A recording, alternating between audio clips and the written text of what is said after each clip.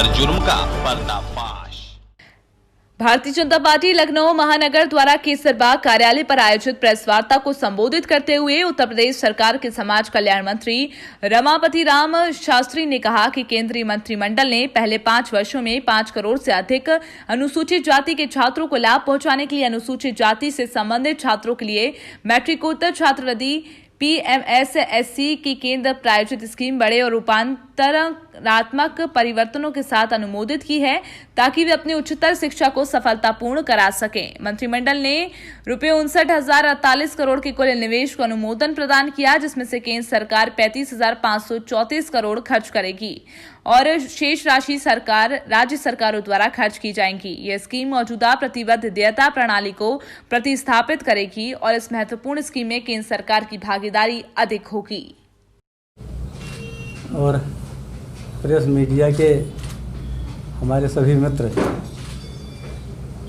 आज 9 वर्ष की हार्दिक शुभकामनाएं आपको देता हूं, बधाई देता हूं और ईश्वर से प्रार्थना करता हूं कि इस कोरोना से जंग करते हुए आप लोगों ने जिस प्रकार से आगे बढ़ा है उसके लिए भी बहुत बहुत साधुवाद देता हूँ।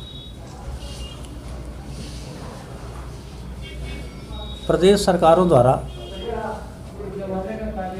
छात्रवृत्ति जो हम देते थे तो जितना हमारे पास संसाधन होता था उसी के अनुसार हम लोग देते थे,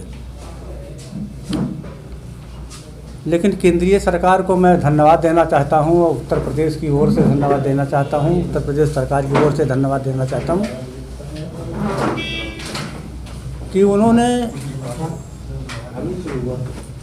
जो छात्रवृत्ति दी जाती थी, तमाम बच्चे रह जाते थे पढ़ाई लिखाई के छात्रवृत्ति के बिना, उन्होंने 60% भारत सरकार ने और 40% उत्तर प्रदेश सरकार की भागीदारी करके उन्होंने जो निर्णय किया है, मैं केंद्रीय मंत्रिमंडल के लोगों को और माननीय भारत सरकार के यशस्वी प्रधानमंत्री को धन्यवाद देता हूँ। अनुसूचित जाति के छात्रों का लाभ पहुंचाने के लिए अनुसूचित जाति से संबंधित छात्रों के लिए मैट्रिकोत्तर छात्रवृत्ति की केंद्रीय प्रायोजित स्कीम बड़े और रूपांतरक परिवर्तन के साथ अनुमोदित की है ताकि उच्च स्तर पर शिक्षा प्राप्त करने वाले अनुसूचित जाति के छात्रों को पैसे के बिना शिक्षा से विहीन नहीं रह सकते। मंत्रिमंडल ने 59,000 करोड़ से ज़्यादा निवेश का अनुमोदन प्रदान किया है, जिसमें से केंद्र सरकार 35.53 करोड़ 60% खर्च करेगी भारत सरकार और शेष राशि राज्य सरकारों द्वारा खर्च की जाएगी। ये स्कीम मौजूदा प्रतिबद्धता देयता प्रणाली के प्रतिस्थापित करेगी और महत्वपूर्ण स्कीम में केंद्र सरकार की भागीदारी अधिक होगी। एससी जनसंख्या के शैक्षिक सशक्तिकरण के क्षेत्र में एससी छात्रों के लिए मैट्रिकोत्तर छात्रवृत्ति स्कीम का भारत सरकार का सर्वाधिक एकल हस्तक्षेप है।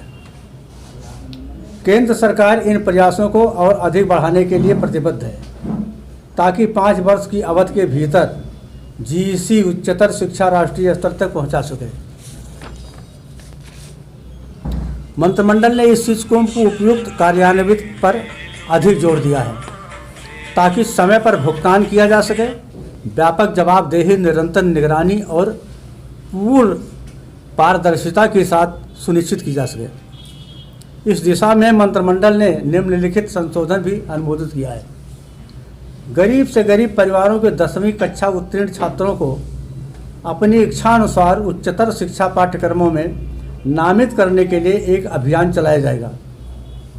अनुमान है कि 1.36 करोड़ से अधिक गरीब छात्रों को वर्तमान में 10वीं कक्षा से बाद अपनी शिक्षा को जारी नहीं रख सकते थे को अगले 5 वर्ष में उच्चतर प्रणाली के अंतर्गत लाया जाएगा।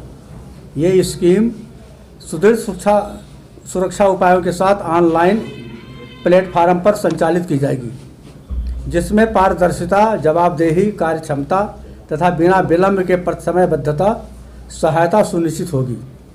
राज्य पात्रता, जातिगत स्थिति, आधार पहचान तथा बैंक खाते के ब्यौरे की ऑनलाइन पोर्टल भी अवैध जांच करेगी। इस स्कीम के अंतर्गत छात्रों को वित्तीय सहायता का आहरण डीबीटी मोड के माध्यम से अधिक अधिमान्यता आधार सबल भुगतान प्रणाली से प्रयोग में लाकर किया जाएगा।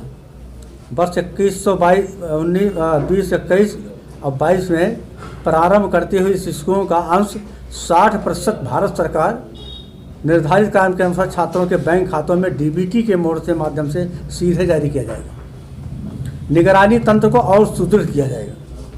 यह सोशल ऑडिट तीसरे पक्ष द्वारा वार्षिक मूल्यांकन कराकर और प्रत्येक संस्था की अर्धवार्षिक स्वतः लेखा परीक्षित रिपोर्ट के माध्यम से भी किया जाएगा। कहीं कोई धांधली इधर उधर किया करना चाहता तो नहीं करने पाएगा। केंद्रीय सहायता जो वर्ष 2017-18 में प्रतिवर्ष 19-20 के दौरान लगभग 1100 करोड़ रुपए का प्रतिवर्ष थी, उसे वर्ष 19-20 में 2025 के दौरान 5 गुना से अधिक बढ़ा करके 6000 करोड़ के रुपए से प्रतिवर्ष